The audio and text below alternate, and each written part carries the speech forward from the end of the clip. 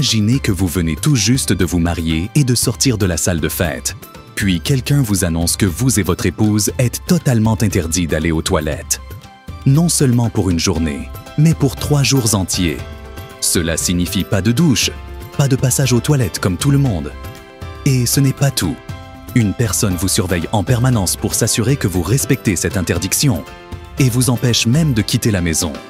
Cela semble étrange et complètement absurde, n'est-ce pas? Pourtant, c'est une véritable tradition en Malaisie, une coutume ancestrale que les Malaisiens continuent à respecter.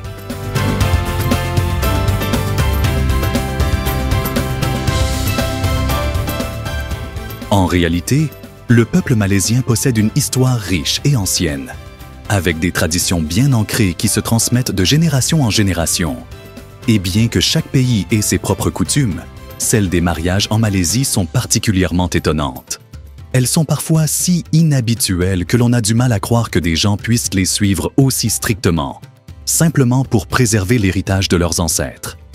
Dans cet article, nous allons explorer les traditions de mariage les plus étranges en Malaisie et comprendre pourquoi les jeunes mariés sont interdits d'aller aux toilettes pendant 3 jours.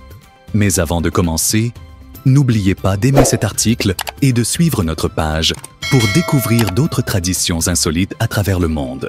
La Malaisie est un État fédéral situé en Asie du Sud-Est, composé de 13 États et de 3 territoires fédéraux.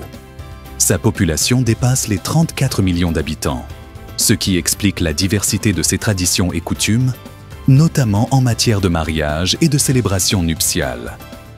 Chaque région du pays possède ses propres rituels, mais une tradition commune à l'ensemble des Malaisiens est de traiter les mariés comme de véritables rois et reines.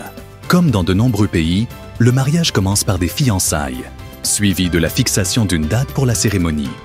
Mais ce qui est surprenant en Malaisie, c'est que les mariés ne reçoivent aucune aide extérieure pour organiser leur mariage ou préparer leur maison. Ils doivent tout faire par eux-mêmes, du début à la fin. Avant le jour du mariage, les Malaisiens célèbrent la nuit du henné.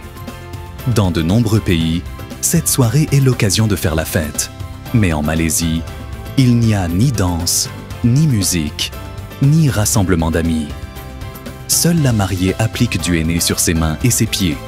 Puis, elle se repose pour être prête pour le grand jour. Le matin du mariage, les festivités commencent tôt. Le marié accompagne sa fiancée au tribunal familial, appelé Shariat, où le contrat de mariage est signé et où il verse la dot à la mariée.